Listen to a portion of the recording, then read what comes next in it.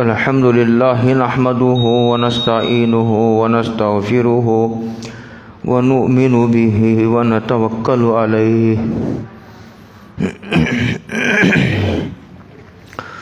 ونعوذ بالله من شرور أنفسنا ومن سيئات أعمالنا من يهده الله فلا مضل له ومن يضلل فلا هادي له ونشهد أن لا إله إلا الله وحده لا شريك له لا ضد له ولا ند له لا مثل له ولا مثال له ونشهد أن سيدنا وسندنا ونبينا ومولانا محمدا عبده ورسوله أرسله الله تعالى إلى الناس كافة بشيرا ونذيرا بين يدي الساعة من يطع الله ورسوله فقد رشد واهتدى ومن يعص الله ورسوله فقد ضل وغوى أعوذ بالله من الشيطان الرجيم بسم الله الرحمن الرحيم يا أيها الذين آمنوا من يرتد منكم عن دينه فسوف يأتي الله بقوم يحبهم ويحبونه أذلة على المؤمنين أعزة على الكافرين يجاهدون في سبيل الله ولا يخافون لومة لائم ذلك فضل الله يؤتيه من يشاء والله واسع عليم صدق اللہ مولانا العظیم۔ اے ایمان والو،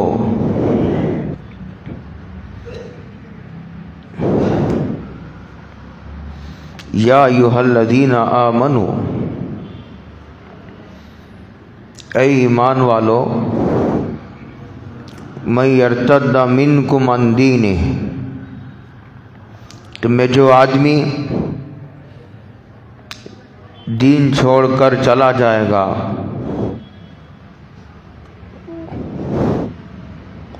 وہ نہ اسلام کا نقصان کرے گا اور نہ اس سے خدا کو کوئی نقصان پہنچے گا، بلکہ وہ اپنا ہی نقصان کرے گا۔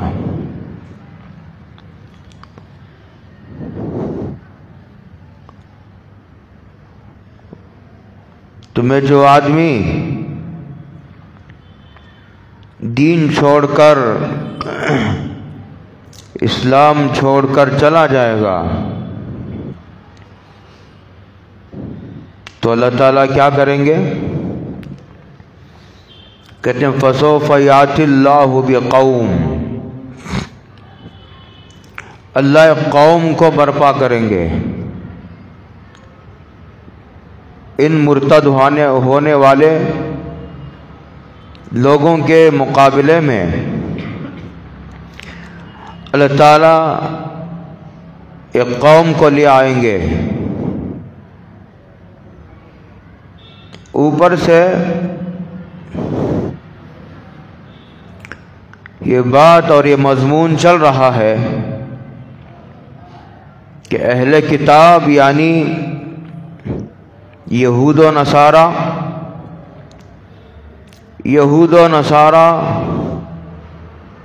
یہ اللہ کے اور اسلام کے دشمن ہیں، ان کے بارے میں اللہ رب العالمین کا یہ فرمان ہے کہ تم ان سے دوستی نہ لگاؤ، ان سے دوستی لگانے کے نتیجے میں تم اسلام سے پھر جاؤ گے،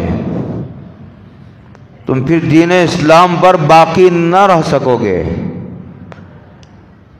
ان سے معاملات لین دین تو جائز ہے، ان سے کسی چیز کا خریدنا، ان سے کسی چیز کا بیچنا، خرید و فروخت تو جائز ہے، لیکن ان سے موالات یعنی دلی اور قلبی محبت یہ تم کو اسلام سے پھیر دے گی، اسلام کے تعلق سے تمہارے دل میں نفرت اور اعتراضات اور شبہات پیدا کر دے گی۔ اس لیے کہ دوستی اثر دکھائے بغیر نہیں رہتی، اسی لیے بہت مشہور ہے کہ صحبت بد مار بد سے بدتر ہے۔ مار کہتے ہیں سام کو، سام کا زہر جب اثر کرتا ہے تو آدمی کی جان چلی جاتی ہے، زیادہ سے زیادہ آدمی اس دنیا سے چلا جائے گا، لیکن جو بری صحبت ہے وہ آدمی کے ایمان کو چھین لیتی ہے، ایمان خطرے میں پڑ جاتا ہے، آدمی کی عقائد اعمال اخلاق میں بگاڑ اور فساد پیدا ہو جاتا ہے۔ اسی لیے اللہ کے دشمنوں سے دوستی نہ کرو۔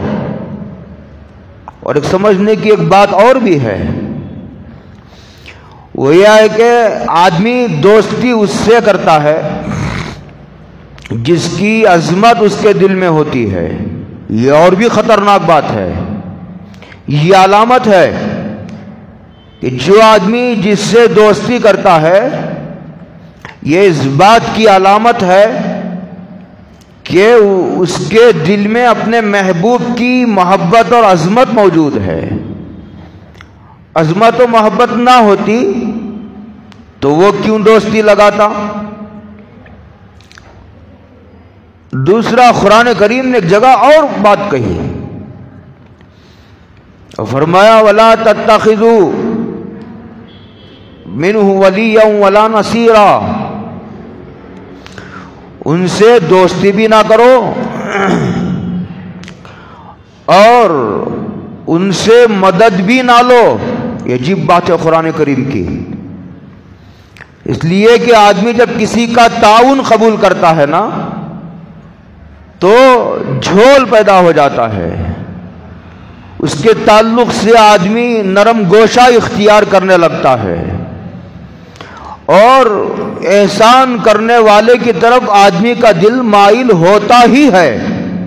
اسی لیے عجیب بات لکھی ہے بڑی کتابوں میں کہ کسی کافر تو کافر، کسی فاسق و فاجر کا ہدیہ قبول نہیں کرنا چاہیے، اس لیے کہ انسانیت اور فطرت کا یہ اصول ہے کہ آدمی جس کا ہدیہ قبول کرتا ہے اس کی محبت دل میں جگہ بنا لیتی ہے۔ یہ عجیب بات لکھی ہے بڑوں لوگوں نے۔ تو اوپر سے یہ مضمون چل رہا ہے قرآن مجید کا، ایمان والوں، اگر تم میں سے کوئی آدمی دین سے پھر جائے کہ اس کو اسلام پسند نہیں اس لیے پھر گیا، اس پر میں بہت تفصیل سے 2 جمعہ سے کلام کر چکا ہوں۔ اللہ ایک قوم لے آئیں گے، ان دین سے پھر جانے والوں کے مقابلے میں اللہ ایک قوم کو برپا کریں گے۔ اللہ کے ہاں انسانوں کی کیا کمی ہے؟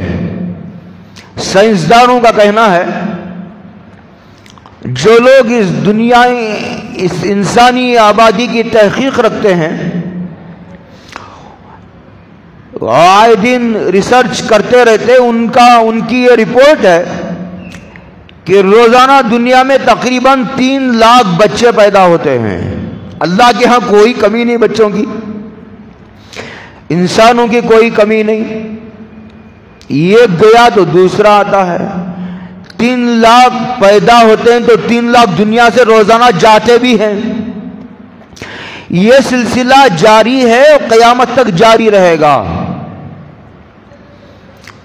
کہتے ہیں قوم کو لائیں گے جس سے اللہ محبت کریں گے، جو اللہ کی محبوب قوم ہوگی۔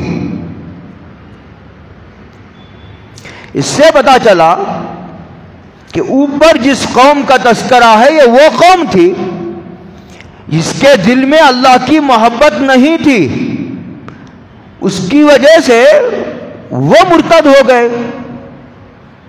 اگر دل میں محبت ہوتی اللہ کی، اللہ کے رسول کی، اسلام کی محبت ہوتی تو دنیا کی کوئی طاقت ان کو 1 انچ اسلام سے پھیرنے میں کامیاب نہ ہو سکتا تھا۔ ایسی قوم کو لے آئیں گے جس سے اللہ محبت کریں گے، یحبہم۔ اور سوال یہ پیدا ہوتا ہے کہ اللہ کس سے محبت کریں گے؟ یہ بھی ایک سوال ہے۔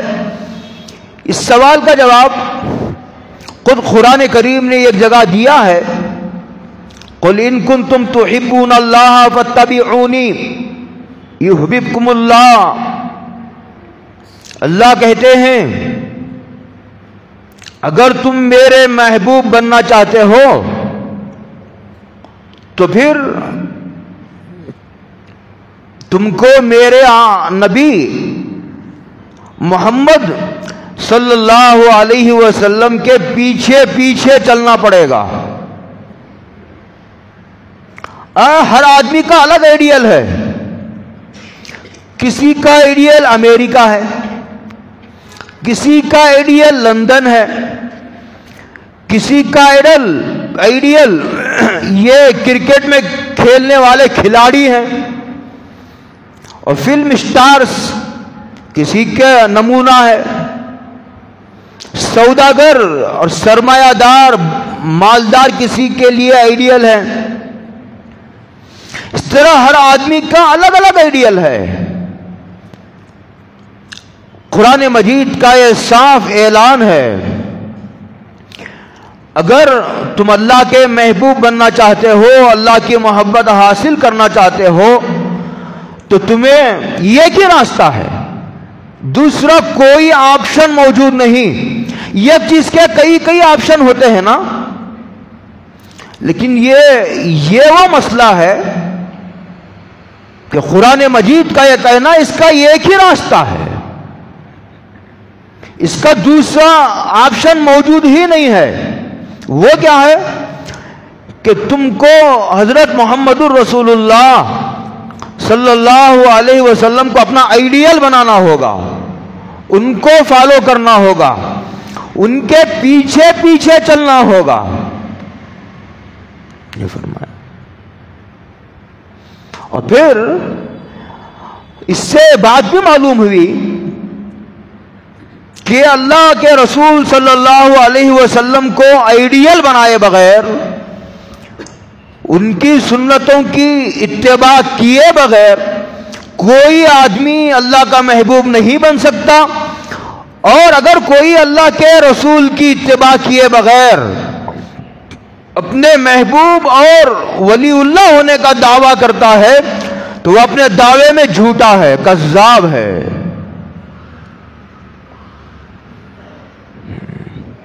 اس سے بات بھی معلوم ہوئی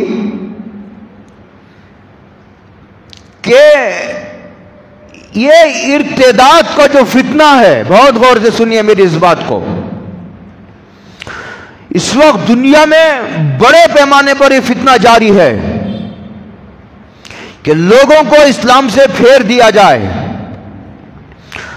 اور دین اسلام کے تعلق سے ان کے دل میں شبہات اور اعتراضات کے کانٹے بو دیے جائیں۔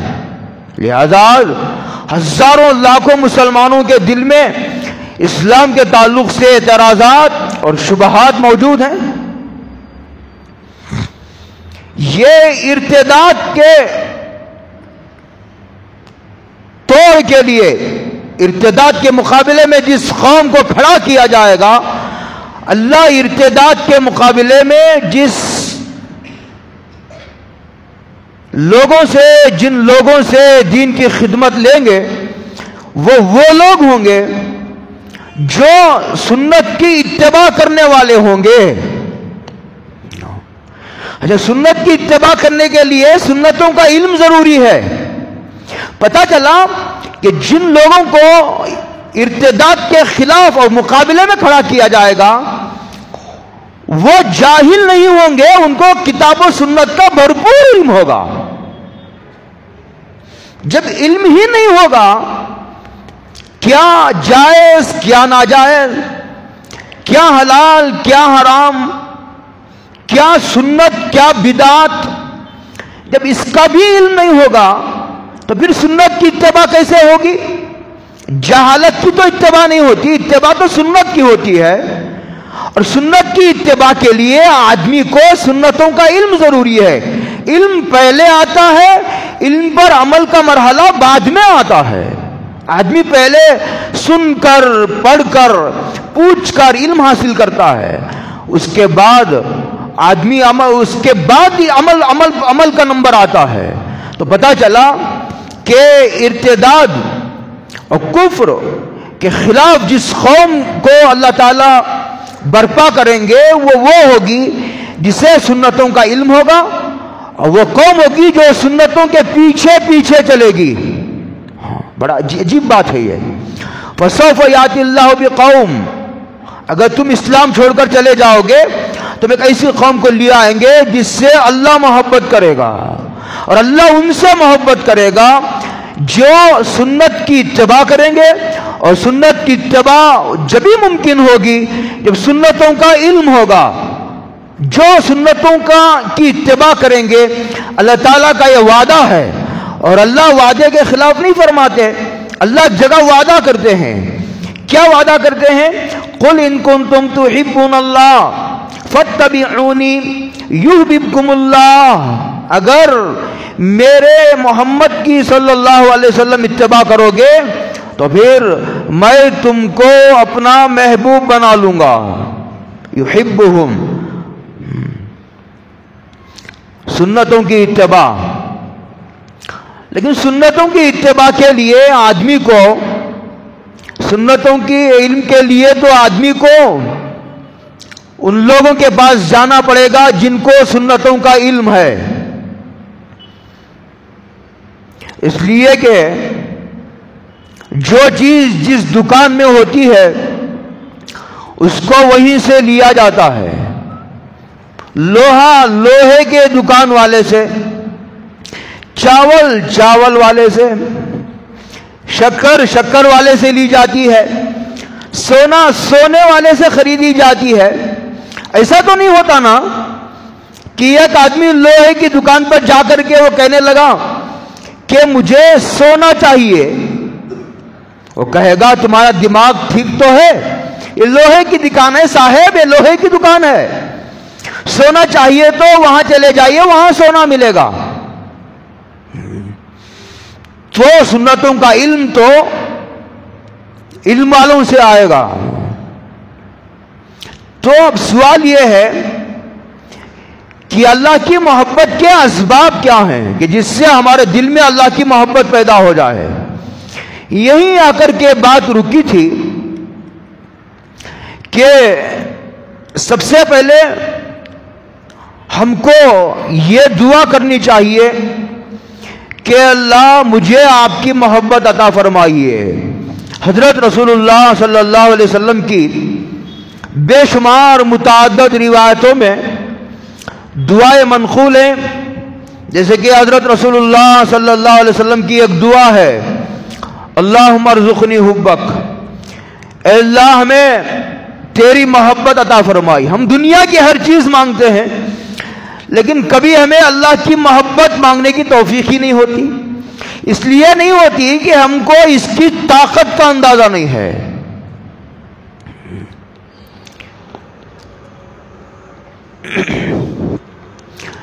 نجات کا مدار ایمان ہے، ایمان ہوگا تو آدمی کی نجات ہوگی، اس شرط کے ساتھ کہ مرتے وقت تو ایمان باقی بھی رہے، اور مرتے وقت ایمان اس وقت باقی رہتا ہے جب آدمی اعمال کا اہتمام و پابندی کرتا ہے، ورنہ اعمال کی پابندی نہ کرنے کے نتیجے میں کبھی مرنے سے پہلے آدمی کا ایمان ہی ختم ہو جاتا ہے، اسے پتہ بھی نہیں چلتا۔ مرتے وقت ظاہر ہوتا ہے کہ بہت پہلے ایمان اس سے رخصت ہو چکا ہے۔ یہ جو اعمال کو اللہ نے جاری کیا ہے، یہ اللہ نے ایمان کو باقی رکھنے اور اس کو تر و تازہ رکھنے اور اس کو بڑھانے کے لیے اللہ نے جاری کیا ہے، تاکہ موت کے وقت ایمان باقی رہے، اور وہی مدار نجات ہے۔ نجات اسی پر ڈیپینڈ ہے۔ دو باتیں ہو گئی، لیکن اعمال کی پابندی اس وقت آدمی کرے گا جب آدمی کے دل میں اللہ کی محبت ہو، یا اللہ کا خوف ہو۔ اور اللہ کی محبت اور خوف کہ سب سے پہلا طریقہ کہیے، سبب کہیے، وہ یہ ہے کہ آدمی دعا کرے اللہ سے۔ دعا تمام تدابیر کی جان ہے۔ اللہ مجھے آپ کی محبت عطا فرمائیے، اور جو آپ سے محبت کرتے ہیں ان کی بھی محبت عطا فرمائیے، اور ایسے اعمال کی توفیق عطا فرمائیے۔ تو پتہ چلا کہ صرف دعا کافی نہیں ہے، اور صرف بزرگوں کی محبت کا دعویٰ کافی نہیں ہے، بلکہ ان اعمال کا بجا لانا بھی ضروری ہے جو اعمال اللہ کی محبت تک پہنچاتے ہیں۔ والعمل الذی یبلغنی حبک، دعا مانگی حضرت رسول اللہ صلی اللہ علیہ وسلم، دعا کرے، اور جن کو اللہ نے اپنی محبت عطا فرمائی ہے ان سے دعا کرانے کا اہتمام کرے۔ دوسرا سب سے بڑا سبب اللہ کی محبت حاصل کرنے کا یہ ہے کہ آدمی ان لوگوں کی صحبت میں جائے، ان لوگوں کی معیت اور مجلس میں جائے جن کو اللہ نے محبت عطا فرما رکھی ہے۔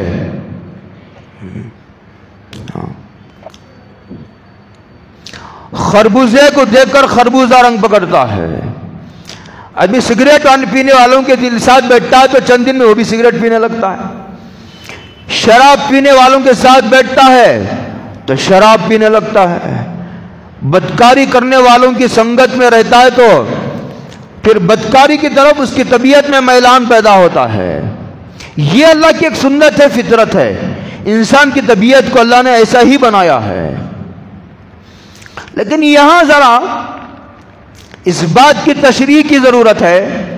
یہ جو کہا جاتا ہے کہ علماء کی صحبتوں میں جانا چاہیے نفع ہوگا، بزرگوں کی صحبتوں میں جانا چاہیے نفع ہوگا، کیا مطلب ہے اس کا؟ بولتے بھی ہیں، ہم سنتے بھی ہیں، لیکن ذرا غور سے سمجھنے کی ضرورت ہے کہ جب یہ کہا جاتا ہے کہ ایک آدمی کہتا ہے میں بیمار ہوں، جب کہا جاتا ہے میں بیمار ہوں، اس سے کہا جاتا ہے کہ صاحب ڈاکٹر کے پاس چلے جائیے۔ جب کوئی آدمی کہتا ہے کہ مجھے گھر بنانا ہے اور گھر کا ایک پلان بنانا ہے، تو لوگ کہتے ہیں کہ فلاں جگہ ایک انجینئر ہے، ان کے پاس چلے جائیے۔ جب کوئی آدمی کہتا ہے کہ صاحب میرا ایک کیس ہے، اس کے لیے مجھے کیا کرنا پڑے گا، تو کہا جاتا ہے کہ فلاں جگہ ایک لائر صاحب رہتے ہیں، ایڈوکیٹ، ان کی خدمت میں چلے جائیے۔ اب ذرا توجہ سے سنیے اور غور کیجئے، جب یہ کہا جاتا ہے بیمار کو کہ آپ ڈاکٹر صاحب کے پاس چلے جائیے، تو وہ مریض اپنے گھر سے نکلا، کار میں ڈاکٹر صاحب کی کلینک کو گیا اور ڈاکٹر صاحب سے کو سلام کیا، ڈاکٹر صاحب سے مصافحہ کر کے گھر چلا آیا۔ بتائیے اس کی بیماری کا علاج ہوگا یا نہیں؟ تو گیا ڈاکٹر صاحب کے پاس 10 گھنٹے بیٹھا رہا، صبح سے شام تک بیٹھا رہا، یا نہیں تو 1 مہینہ بیٹھا رہا ڈاکٹر صاحب کی خدمت میں۔ ڈاکٹر صاحب سے نہ کچھ پوچھا، ڈاکٹر صاحب سے نہ اس نے اپنا مرض بتایا، اور نہ ڈاکٹر صاحب نے اس سے دوائی دی، کچھ نہیں۔ گیا، جاتا ہے اور بیٹھتا ہے، اٹھاتا ہے، جاتا ہے اور بیٹھتا ہے، اور واپس شام کو گھر چلا آتا ہے۔ بتائیے کیا اس کی بیماری جائے گی؟ جانا پڑے گا. بیمار کو ڈاکٹر کے پاس جانا ہے, اپنی بیماری بتانا, اور ڈاکٹر صاحب جو دوائی لکھے اسے کیمسٹ اور میڈیکل اسٹور سے خریدنا پڑے گا.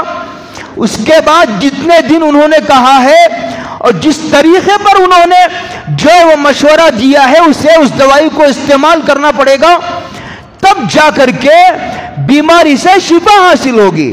یہ جو لوگ کہا جاتا ہے نا کہ بزرگوں کی صحبت اختیار کرو, اس کا یہ مطلب نہیں ہوتا کہ جاؤ اور آ جاؤ, جاؤ ان کا بیان سن کر آ جاؤ, یہ مطلب نہیں ہوتا. اس کا مطلب یہ ہوتا ہے, میں یہ نہیں کہتا کہ بزرگوں کی صحبت میں جانے سے نفع نہیں ہوتا, آ کر بیٹھنے سے بھی نفع ہوتا ہے, لیکن پورا نفع نہیں ہوگا.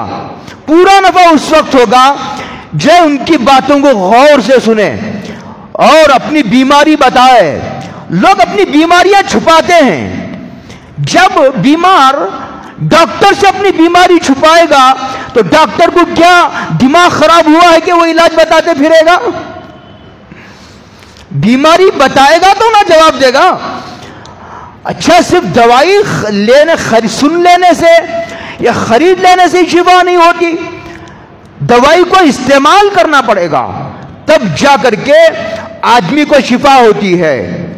تو اسی طرح بزرگوں کے صرف مجلسوں میں جانے سے, بیانات سن لینے سے آدمی کو نفع نہیں ہوتا.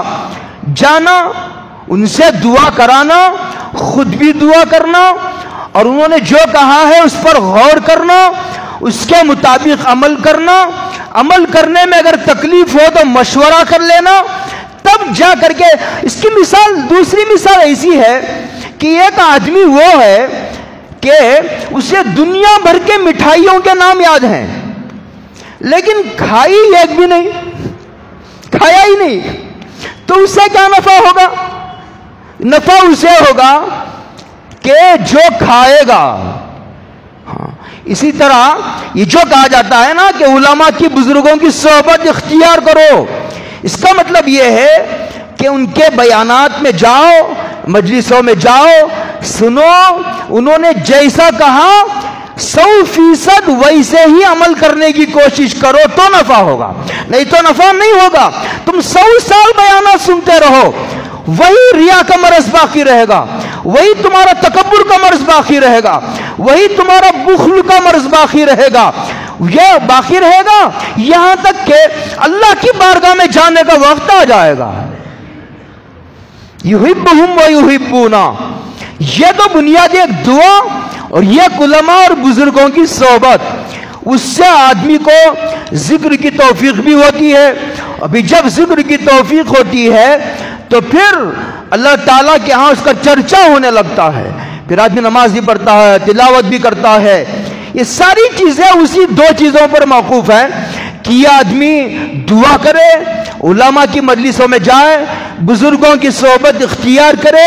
صحبت کا کیا مطلب ہے اس کو میں نے آج ذرا کھول دیا ہے.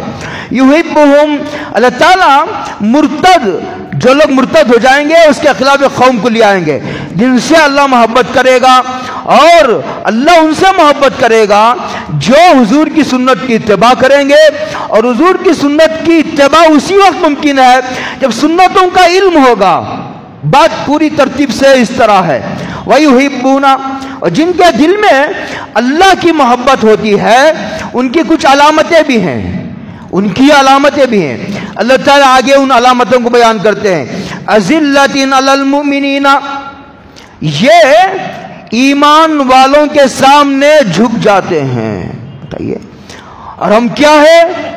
ہمارا منافقین کا طریقہ یہ ہے, سب سے دوستی ایمان والوں سے دشمنی, سب سے ہاتھ ملاؤ ایمان والوں سے نہیں ملائیں گے.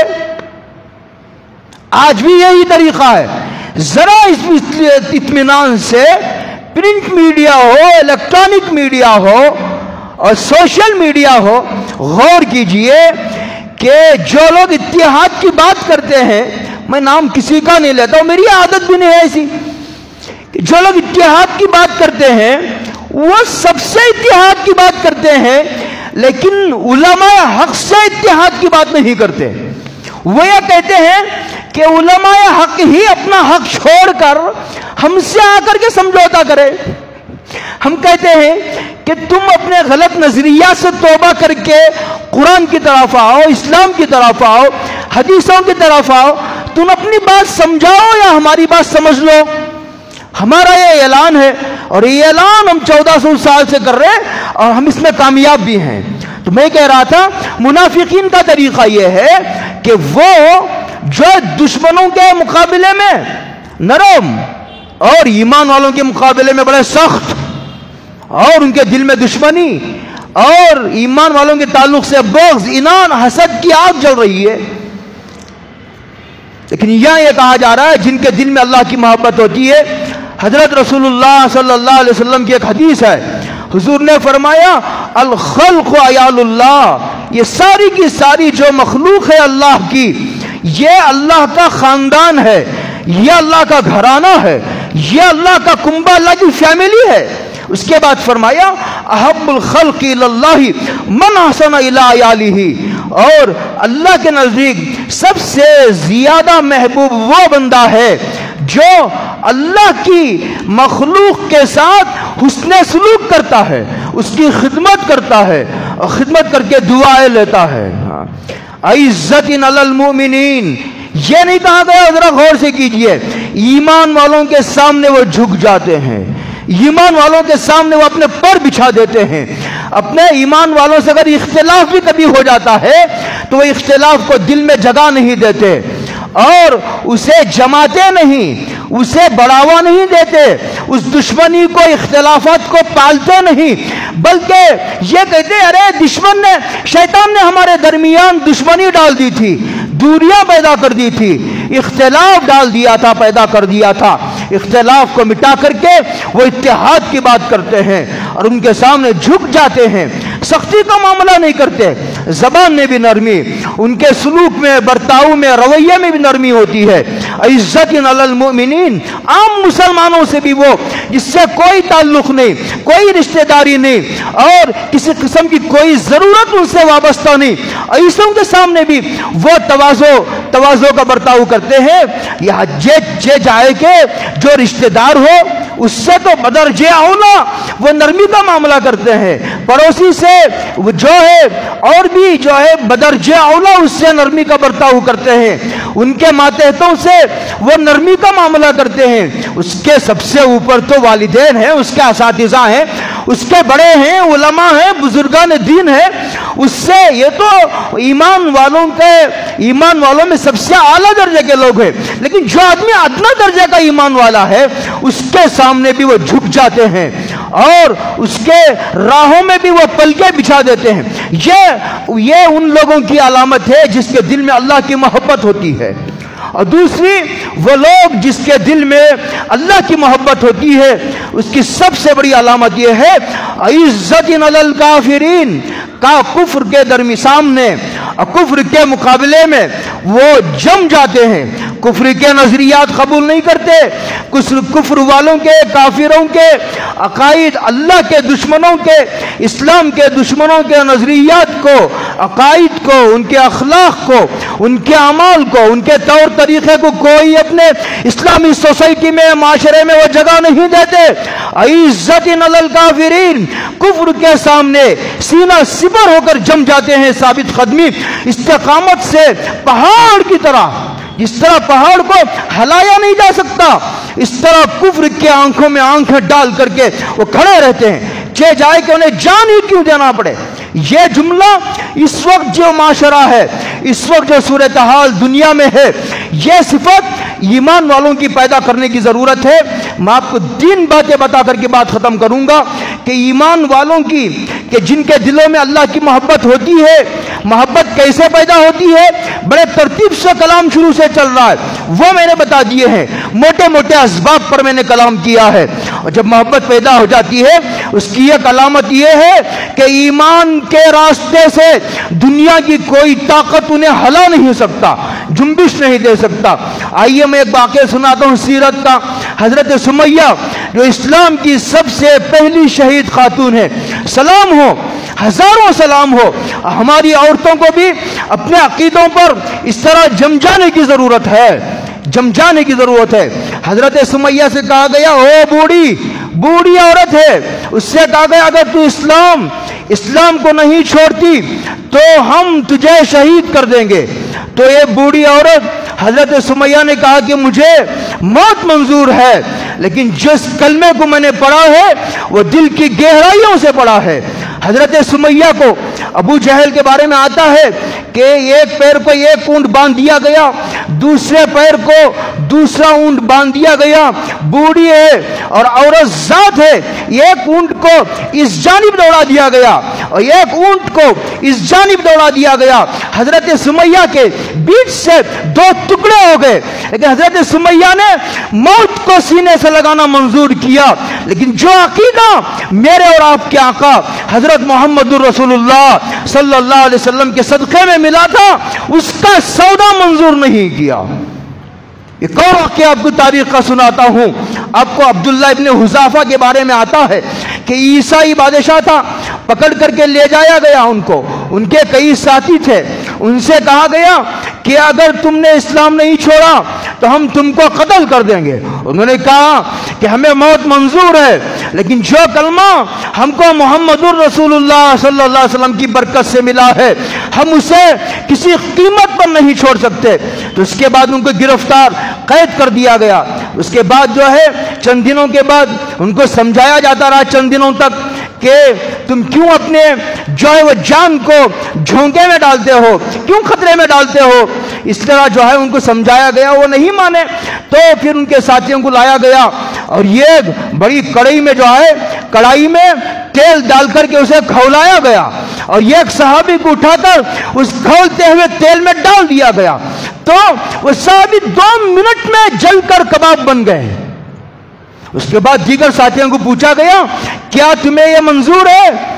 उन्होंने कहा, हमें जलकर कबाब होना मंजूर है, लेकिन इस्लाम को छोड़ना हमें मंजूर नहीं है।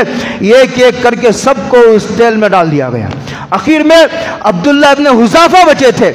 अब्दुल्ला इब्न हुज़ाफा से पूछा गया, वो रो रहे थे। उन्होंने कहा, रोते क्यों हो? क्या मौत से डर लग रहा है? कहने, मौत से डर नहीं लग रहा, तुम्हें गलत फहमी हुई है। मैं इसलिए रो रहा हूं कि अल्लाह पर जान कुर्बान करने के लिए अल्लाह ने एक ही जान दे रखी है। अगर 100 जानें होती तो क्या अच्छा होता, ये 100 के 100 जानें में अल्लाह के नाम पर कुर्बान कर देता। ये कहकर के अब्दुल्ला इब्न हुज़ाफा को भी उठाकर उस तेल में डाल दिया गया। एक आखिरी बात आपको कुरान मजीद की सुनाता हूं। फिरौन के जादूगरों में और हजरत मूसा में मुकाबला हुआ। हजरत मूसा ने चैलेंज को कबूल किया, जादूगर मैदान में आए। इधर हजरत मूसा अलैहिस्सलाम अपने असे को लेकर मैदान में आते हैं। जादूगरों ने अपना जादू शुरू किया और सारे मैदान अजदे सांपों से भर गया। हजरत मूसा अलैहिस्सलाम ने अपना असा फेंका तो वो सारे अजदों को हजरत मूसा अलैहिस्सलाम का यह असा बड़ा अजदा बनकर के निकल गया। जो जादूगर थे वो बड़े माहिर थे अपने फन के, समझ गए हो ना हो ये जादूगर नहीं है। अगर ये जादूगर होता तो हमको मात देना इतना आसान नहीं था। उसके बाद जो है उन्होंने ईमान कबूल किया और यह कहा, आमन्ना बि रब्बिल आलमीन रब्बी मूसा व हारून, रब्बुल आलमीन पर और उस रब पर जो मूसा और हारून का परवरदिगार है, हम ईमान ले आते हैं। फिरौन ने कहा, अरे मेरी इजाजत के बगैर ईमान ले आए?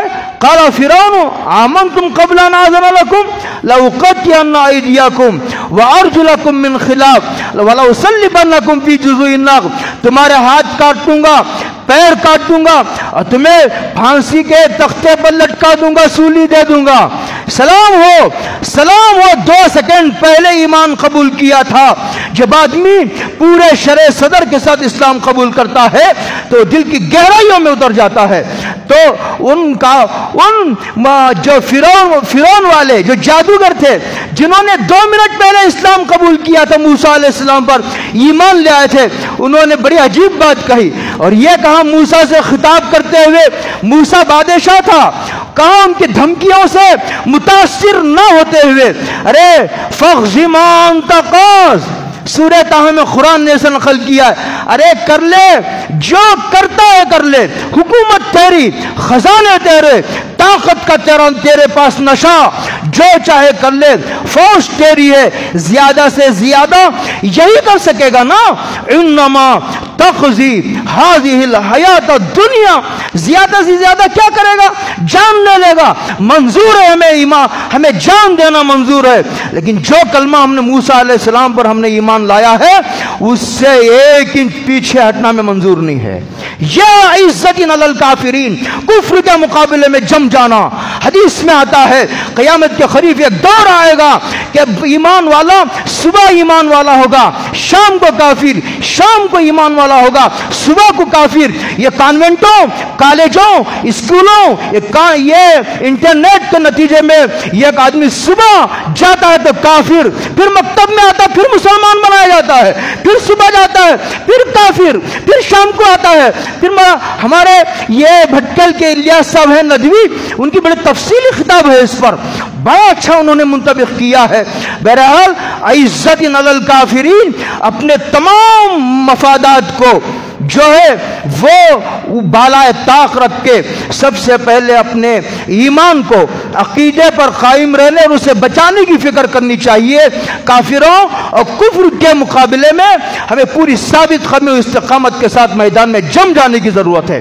یہ دوسری علامت ہے، اذلۃ علی المؤمنین عزت علی الکافرین، یہ دو صفتیں ہیں۔ اس کے بعد یہ بہت دور تک ان لوگوں کی قرآن نے صفات بیان کی ہے جن کے دل میں اللہ کی محبت ہوتی ہے، تاکہ ہر آدمی اللہ کی محبت کا دعویٰ نہ کر سکے، اس لیے ان کی علامتیں بیان کی گئی ہیں تاکہ اس آئینے میں دیکھ کر ہر آدمی اپنا چہرہ دیکھ لے۔ اللہ عمل کی توفیق عطا فرمائے۔ وآخر دعوانا الحمدللہ۔